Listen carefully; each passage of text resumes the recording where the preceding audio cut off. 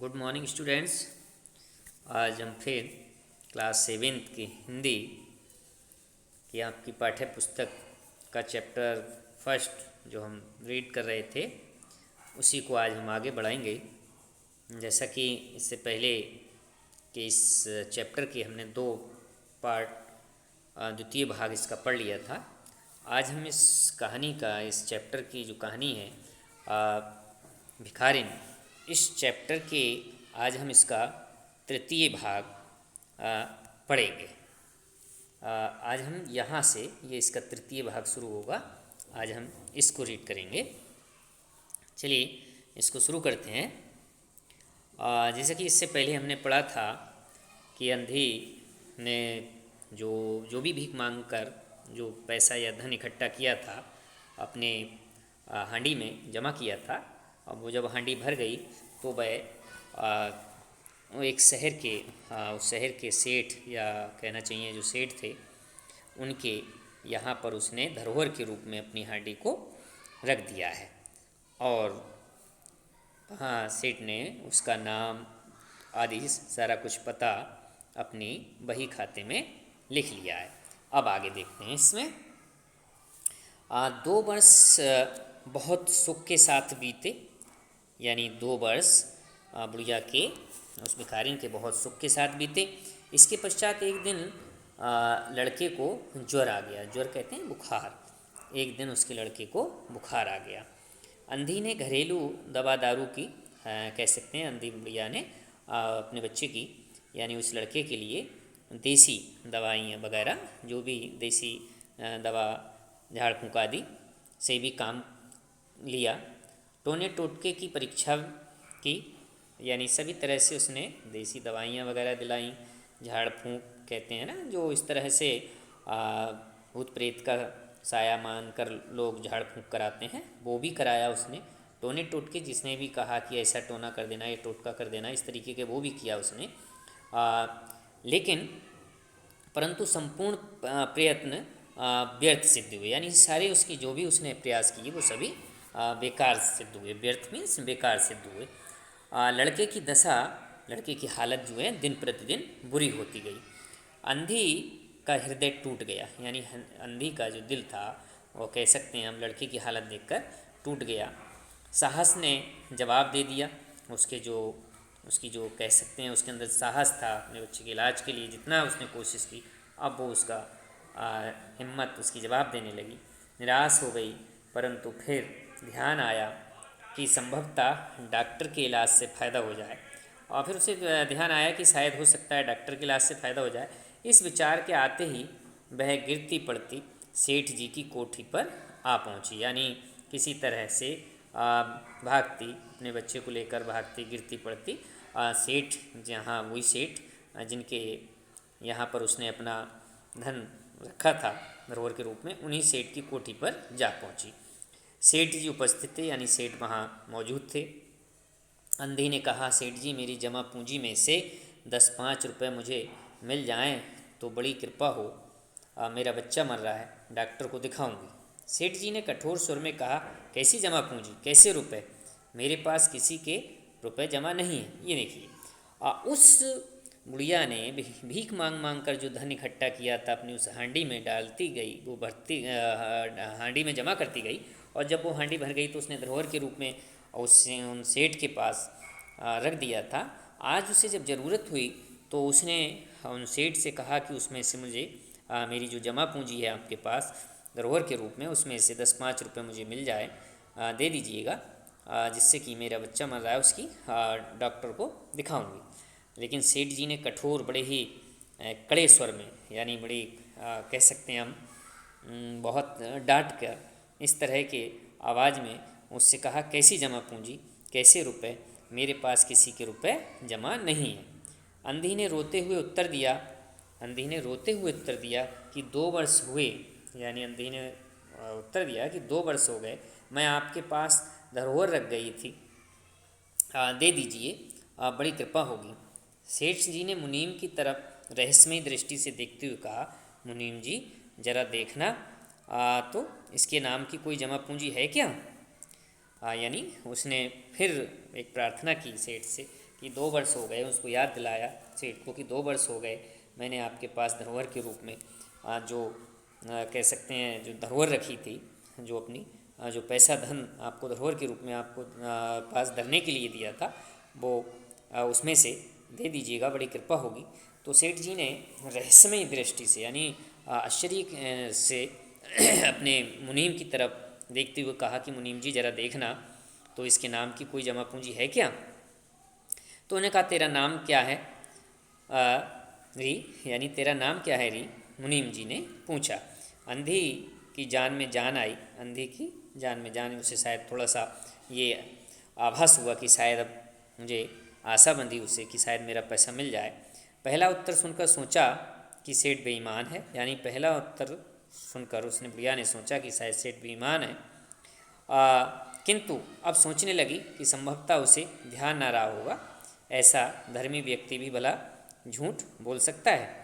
उसने अपना नाम बता दिया। मुनीम जी ने बही खाता उलट पलट कर देखा, फिर कहा नहीं तो इस नाम पर एक पाई भी जमा नहीं है। अंधी वहीं जमी बैठी रही। उसने रो रो कर कहा सेठ जी, परमात्मा के नाम पर, धर्म के नाम पर कुछ दे दीजिए, मेरा बच्चा जी जाएगा। मैं जीवन भर आपके गुण गाऊंगी, परंतु पत्थर में जोंक ना लगी। अर्थात बुढ़िया वहीं जमकर बैठ गई और रो रो कर सेठ से प्रार्थना करती रही कि परमात्मा के, भगवान के नाम पर, धर्म के नाम पर मुझे कुछ दे दीजिएगा, मेरा बच्चा यानी ठीक हो जाएगा, हाँ सही हो जाएगा, और मैं जीवन भर आपका ये एहसान ये नहीं भूलूंगी, मैं आपके गुण गाऊंगी, आपकी तारीफ़ करूंगी।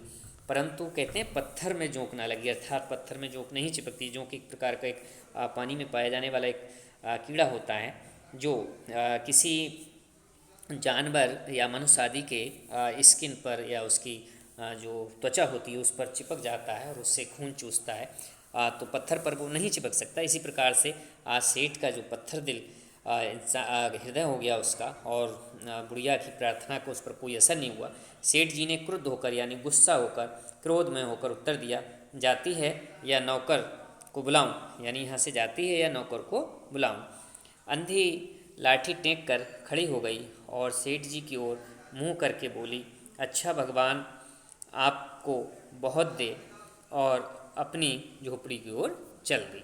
यानी इस तरह से सेठ की क्रोध भरी बात सुनकर बुढ़िया अपने डंडे के बल पर या लाठी के बल पर खड़ी हो गई और सेठ की ओर देखकर उसने कहा कि आपको भगवान बहुत दे, और इस तरह से वो अपनी झोपड़ी की ओर चल दी। ये आशीष ना थी बल्कि ये दुखियारी का श्राप था। यानी सेठ को इस तरह से कि भगवान आपको बहुत दे, ये उसको एक आशीष आशीर्वाद नहीं था उसके लिए, ये कह सकते हैं उसके लिए ये दुआ नहीं थी, बल्कि उसके लिए एक श्राप था दुखियारी का। यानी दुखी जो भिखारिन थी बहुत दुखी थी क्योंकि उसका बच्चा बीमार था, इसलिए उसको ये एक तरह से सेठ के लिए एक श्राप था। बच्चे की दशा बिगड़ती गई, बच्चे की हालत बिगड़ती गई। दवा दारू हुई ही नहीं क्योंकि दवा आदि तरह उससे हो ही नहीं पाई क्योंकि उसके पास कोई पैसा नहीं था, फ़ायदा कैसे होता। एक दिन उसकी हालत जो है वो चिंताजनक हो गई। किसकी? बुढ़िया के लड़के की हालत चिंताजनक हो गई। प्राणों के लाले पड़ गए, अर्थात उसमें कह सकते हैं हम उसकी जान के लाले पड़ गए, और उसके जीवन में अंधी भी कह सकते हैं उसके जीवन में अंधी भी निराश हो गई। उसे रह रहकर सेठ जी पर क्रोध आता और इतना धनी व्यक्ति 2-4 रुपए दे देता तो क्या चला जाता, और उसमें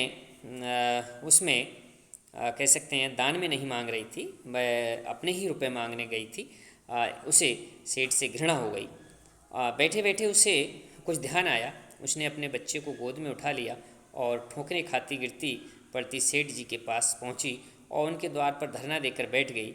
बच्चे का शरीर जोर से भभक रहा था, यानी बच्चे का जो शरीर था वो बुखार से तप रहा था, और अंधी का कलेजा भी कह सकते हैं हम धधक रहा था, या कह सकते हैं तप रहा था। एक नौकर किसी काम से बाहर आया, एक नौकर सेठ का किसी काम से बाहर आया। उसने अंधी को बैठा देखकर उसने सेठ जी को सूचना दी। सेठ जी ने आज्ञा दी कि उसे भगा दूं। इस तरह से एक नौकर उसका बाहर आया, उसने देखा कि अंधी उसके द्वार पर बैठी हुई है, तो उसने सेठ जी को जाकर सारी बात बताई और सेठ जी ने उस नौकर से कहा कि उसको यहाँ से भगा दो। नौकर ने अंधी को चले जाने को कहा, किंतु वह उस स्थान से हिली भी नहीं। नौकर ने आकर कहा कि यहाँ से चली जाओ, लेकिन बुढ़िया वहाँ से नहीं गई। मारने का भय दिखाया, यानी उसको मारने का डर दिखाया, पर वह टस्य-मस्य ना हुई। उसने फिर अंदर जाकर कहा कि वह नहीं टलती, यानी नौकर ने फिर जाकर कहा कि वह यहाँ से नहीं जा रही। सेठ जी स्वयं बाहर पधारे, यानी सेठ जी जो थे वो स्वयं बाहर आए। सामने ही उन्होंने बुढ़िया और बच्चे को देखा। बच्चे को देखकर उन्हें बहुत आश्चर्य हुआ कि उसकी शक्ल सूरत उनके मोहन से बहुत मिलती जुलती है। 5 वर्ष हुए तब मोहन किसी मेले में खो गया था। बहुत खोज की पर उसका पता ना मिला। उन्हें स्मरण हुआ कि मोहन की कह सकते हैं जांघ पर एक लाल रंग का चिन्ह था। इसी विचार कह सकते हैं अब उस बच्चे को, बुढ़िया के पास जो बच्चा था उसे देखकर सेठ जी को याद आया। उस बच्चे की सूरत देखकर, यानी उसकी शक्ल सूरत देखकर उन्हें अपने बच्चे की याद आ गई। सेठ का बच्चा भी एक कोई बच्चा था जो काफ़ी पहले मेले में खो गया था। तो उन्हें अपने बच्चे का ध्यान आया कि शायद उन्हीं के इसकी शक्ल सूरत उनके बच्चे से मिलती है। उन्हें ध्यान आया कि उनके बच्चे की जांघ पर एक लाल रंग का चिन्ह था। तो इस विचार के आते ही उन्होंने अंधी के गोद कह सकते हैं गोद के बच्चे को जांघ देखी, चिन्ह अवस्था उसने देखा सेठ ने, तो उनकी उस बच्चे की जांघ पर चिन्ह था वही, परंतु पहले से कुछ बड़ा, लेकिन पहले से कुछ बड़ा। उनको विश्वास हो गया कि बच्चा उन्हीं का है। तुरंत बुढ़िया से छीनकर अपने कलेजे से चिपका लिया। शरीर ज्वर से तप रहा था, यानी शरीर जो था वो ज्वर से, बुखार से तप रहा था। डॉक्टर लाने के लिए नौकर को भेजा और स्वयं मकान के अंदर चले गए। अंधी खड़ी हो गई और चिल्लाने लगी, मेरे बच्चे को ना ले जाओ, मेरे रुपए तो हजम कर गए, अब मेरा बच्चा भी मुझसे छीनोगे। सेठ जी ने बहुत चिंतित हुए और कहा, बच्चा मेरा है, यही एक बच्चा है, 5 वर्ष पूर्व यानी 5 वर्ष पहले खो गया था, अब मिला है, इसे कहीं ना जाने दूंगा और लाख प्रयत्न करके भी इसके प्राण बचाऊंगा। अंधी ने एक जोर का ठाका लगाया कि तुम्हारा बच्चा है, इसलिए लाख यत्न करके भी उसे बचाओगे। मेरा बच्चा होता तो उसे मर जाने देते, क्यों? ये भी कोई न्याय है? इतने दिन खून पसीना एक करके उसको पाला है, मैं उसको अपने हाथ से नहीं जाने दूंगी। तो इस तरह से आज बस हम यहीं तक पढ़ेंगे। इसका शेष भाग आगे